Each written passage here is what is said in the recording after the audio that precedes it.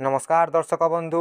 आज 25 जुलाई शनिवार। आज आम देखा देश विदेश और ओडिशार गुरुत्वपूर्ण खबर। भिडियोटी भल लगे भिडियो गोटे लाइक करूँ और चैनल को सब्सक्राइब करूँ यहपरी डेली न्यूज अपडेट पाइबापी। चलतु भिडियोटी आरंभ करवा। प्रथम खबर रही सीजेपी आज देशव्यापी विपक्ष प्रदर्शन आह्वान कर सोनम वांगचुक 26 दिन पर आमरण अनशन भंग कर सरकार विभिन्न प्रसंग में आश्वासन देता जमापड़ी। प्रधानमंत्री नरेंद्र मोदी पेपर लीक घटनार कठोर कार्यानुष्ठान भरोसा देता बेले विरोधी दलर अनेक नेता प्रदर्शन स्थल में पहुंची आंदोलनकारी छात्र छात्री को समर्थन जनाइछन्ति। राति प्रधानमंत्री नरेंद्र मोदी एक वीडियो वार्ता जारी कर पेपर लीक घटन कठोर पदक्षेप नियाजिबो बोली आश्वासन देइथिले। अन्यपटे राहुल गांधी, प्रियंका गांधी और अखिलेश यादव समेत विरोधी दलर अनेक नेता प्रदर्शन स्थल में पहुंची छात्र छात्री को समर्थन जनाइथिले। छात्र आंदोलन को कांग्रेस राजनैतिक फायदा व्यवहार करुवा बोली अभियोग होइतिबा बेले सोनम वांगचुक पत्नी यह अभियोग को खंडन करिसेंति।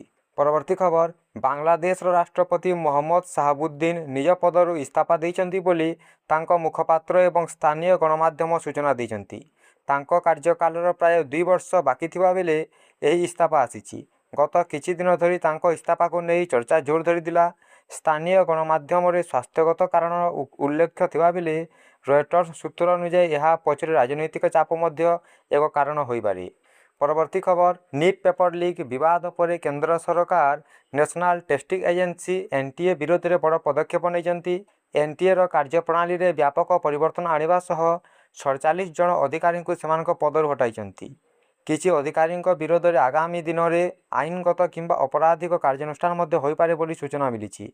सरकार एनटीए संपूर्ण ढांचा को पुनर्गठन करने को योजना करुचंती। वर्तमान संस्था रे स्थायी कर्मचारी संख्या बहुत कम थिबा बेले अधिकांश काम आउटसोर्सिंग कर्मचारी माध्यम हेउथिबारु परीक्षा व्यवस्था दुर्बलता देखा जाइतिबा कहा जाउछि। छात्र छात्री विपक्ष और परीक्षार व्यवस्था उपर प्रश्न उठा पर सरकार एक स्वच्छ डिजिटाल एवं पेपर लीक मुक्त परीक्षा प्रणाली गढ़ी तोलिया लक्ष्य रखिंट। यह द्वारा छात्र छात्री विश्वास पुनर्बार फेराई आने उद्देश्य रही। परवर्ती खबर। ओडिशा पुलिस बड़ प्रशासनिक परिवर्तन होगा जाउछि। वर्तमान पुलिस महानिर्देशक डीजीपी वाईवी खुरानिया 16 अगस्त 2026 रे सरकारी सेवार अवसर ग्रहण करेंगे।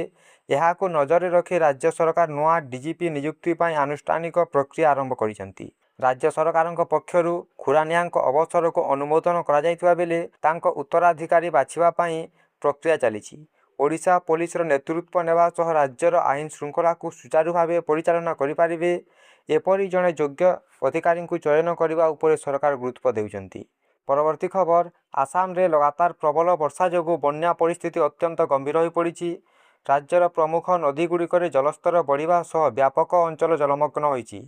सरकार सूचना अनुसार बन्या जोगु मृत्यु संख्या 47 को वृद्धि पाई। गत 24 घंटा मध्य 6 जनकर मृत्यु होइतिबा जनापड़ी।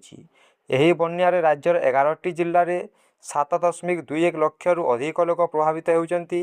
प्राय 900टी गाँ एपर्यंत जलमग्न होइतिबारु हजार हजार परिवार घर छड़ा होइछन्ति एवं फसल घर बाड़ी और जीविकार व्यापक क्षति घटी। परवर्ती खबर। विभिन्न दाबी नहीं काली शुक्रवार दिन भद्रक आम्बुलेंस सेवा अटकी जाइछि।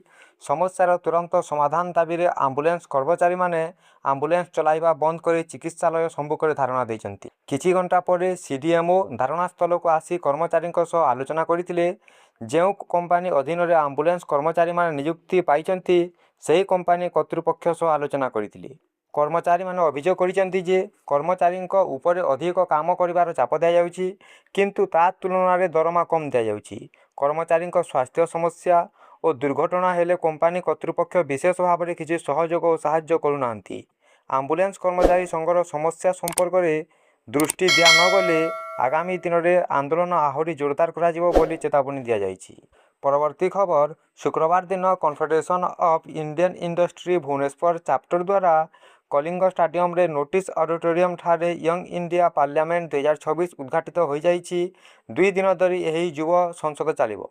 राज्यपाल डॉक्टर हरिबाबू कंबाम्बुपति मुख्य अतिथि भाव जोगदे कार्यक्रम शुभारंभ करथिले। यही अवसर में उद्बोधन दे राज्यपाल कहिथिले जे प्रकृत नेतृत्व तर्क जितबार नुहे बरं समाज और देशर कल्याण पई समाधान खोजिबार निहत।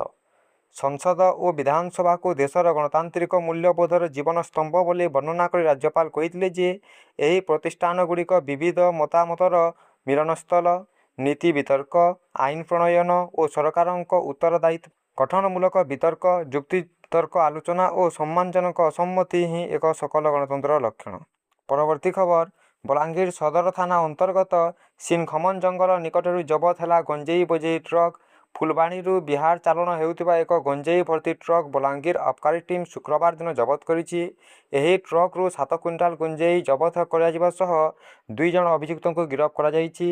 2 अभियुक्त हेले पंजाबर नवप्रीत सिंह और बिहार सपनाम सिंह। एक मका बोझेई 12 चकिया ट्रक रे गंजेई भर्ती करी बिहार चालन होउथिबा संपर्क में बलांगीर अबकारी टीम को निर्भरयोग्य सूत्ररू खबर मिलिथिला।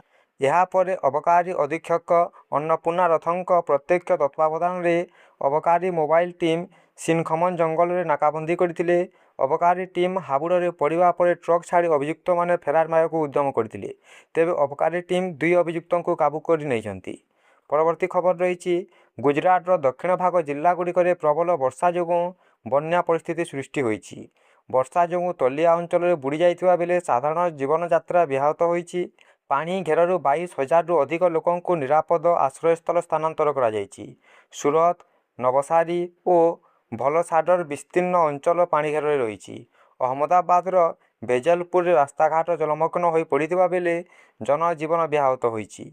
स्थानीय प्रशासन, एनडीआरएफ, एसडीआरएफ एवं कोस्टगार्ड मिलित उद्यम उद्धार कार्य जारी रही।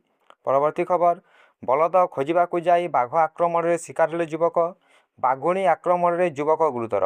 बालेश्वर जिला नीलगिरी कुलडिया अभयारण्य बालियानाला नटापड़ारू आसीची एभली खबर। गुरुतर होइतिबा युवक जनक हेले सुनील कुमार सिंह। एबे से बालेश्वर मेडिकल चिकित्सित होउचंती। सूचना अनुसार सुनील बिलरे हल करुवा बेले तांको बलद जंगल भितर को चली जाइतिले। से अभयारण्य भितर को बलद को खोजिबाकू गला बेले बाघुणी जमुना तांको अतर्कित भावे आक्रमण करितिला। से निजको बंचाइबाकू सब उद्यम करथिले। यह सह से बड़ पाठरे चित्कार करुवा बेले पाखरे बिलरे काम करुवा स्थानीय लोके तांको उद्धार करथिले। परवर्ती खबर रही अनुगुल गणदुष्कर्म मामला 4 अभियुक्त को 20 वर्षर सश्रम कारादंड। जड़े युवती और जड़े नाबालिका गणदुष्कर्म मामला आज अनुगुल अतिरिक्त जिला और दौरा जज यह राय देइछंती। अदालत पोस्को आईन धारा 6 समेत भारतीय न्याय संहिता विभिन्न धारा समस्त अभियुक्त को दोषी सब्यस्त करी जेल दंड सह अर्थदंड दंडित करिसंती। सूचना अनुसार 2024 मसीहा अगस्त 6 तारिख में अनुगुल अंचल में जड़े 21 वर्षीय युवती और जड़े नाबालिका को बलपूर्वक मद्यपान कराइबा परे उभयों को गणदुष्कर्म करा जाइतिला। एही घटना संपर्क में मामला रुजु होगा पर पुलिस तुरंत कार्यानुष्ठान ग्रहण करी जीतू साहू, हृदय चंद्र प्रधान, असित कुमार साहू और दीपू उर्फ दिव्यरंजन उमांतों को गिरफ्त करा जाइतिला। यह आज गुरुत्वपूर्ण खबर। भिडियोटी भल लगी भिडियो गोटे लाइक करूँ और चैनल को सब्सक्राइब करूँ।